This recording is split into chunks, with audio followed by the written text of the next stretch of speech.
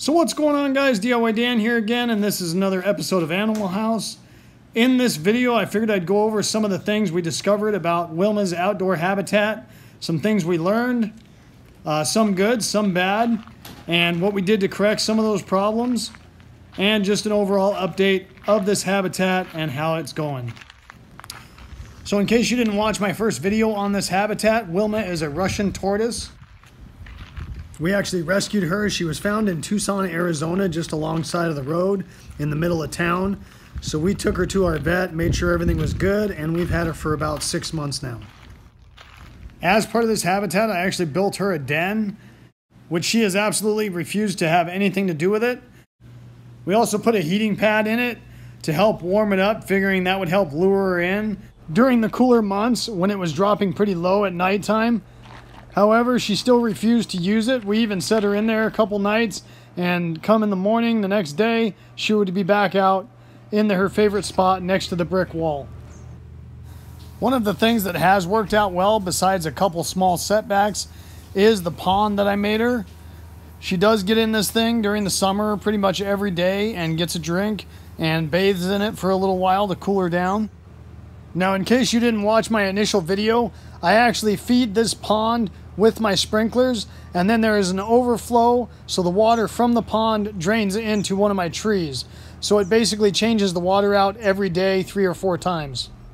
The sprinkler lines did get pushed out of it at one point, not quite sure why that happened. The other minor inconvenience that has happened is not only is it a tortoise pond, it is also a bird bath for a variety of birds in the neighborhood.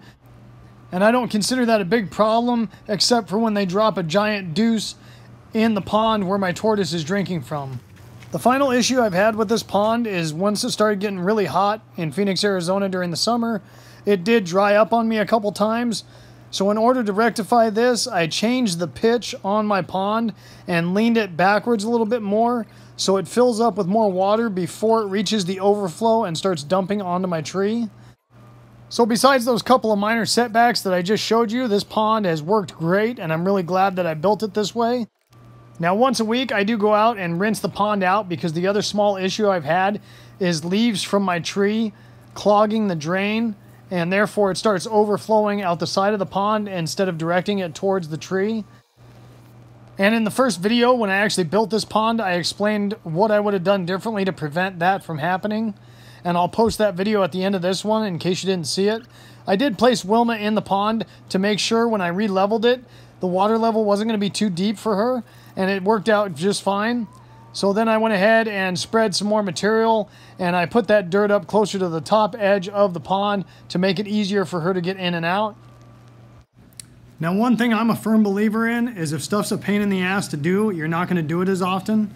And this pond actually takes a little bit more maintenance than what I originally thought it was going to.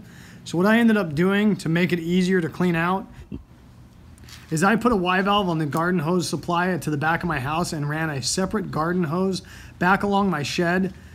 And that way I only have to pull off about 10 or 12 feet of hose instead of 40 feet to reach the pond and wash it out, instead of having to unwrap and wrap up a 50-foot garden hose in order to reach it. The other thing we've encountered with Wilma is that she does love to climb and get into things that she's really not supposed to. Right here, she actually was eating the aloe vera we planted down to nothing. So I tried just blocking it off with a couple bricks to see if that would prevent her, and it obviously did not. So what I ended up doing is getting some of these basket planters and taking the chains off of them, flipping them over, and using some metal stakes to hold them to the ground over the aloe vera.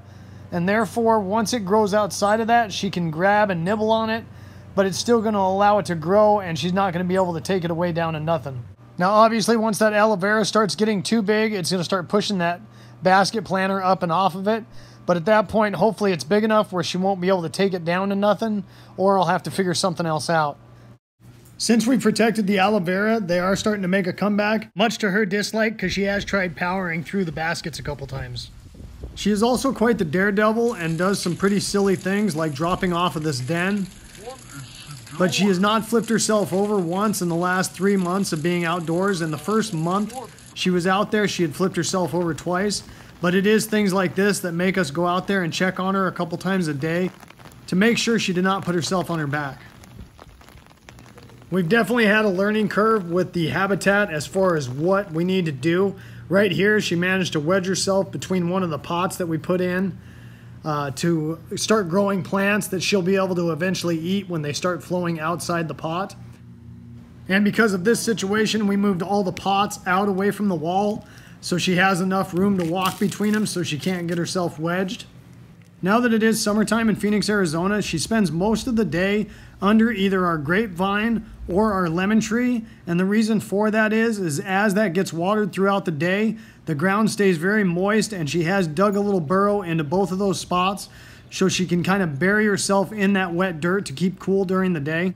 She is doing an excellent job of weed control in this raised planter, which is one of the main goals that we were trying to accomplish when getting her. However, she has depleted that pretty good, so we are starting to have to supplement other vegetation.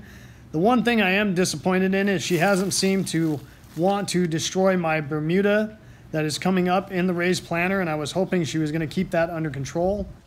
But that's all right. We still love her, and she's been an excellent addition to our household. Hope you guys enjoyed this video and it gave you some good information. If so, make sure you hit that like button and subscribe if you haven't already. I'd really appreciate it. The whole concept of my channel is to give you guys the most information in the least amount of time as possible so I don't waste your time and save you money by doing it yourselves. Hope to see you next time. Later.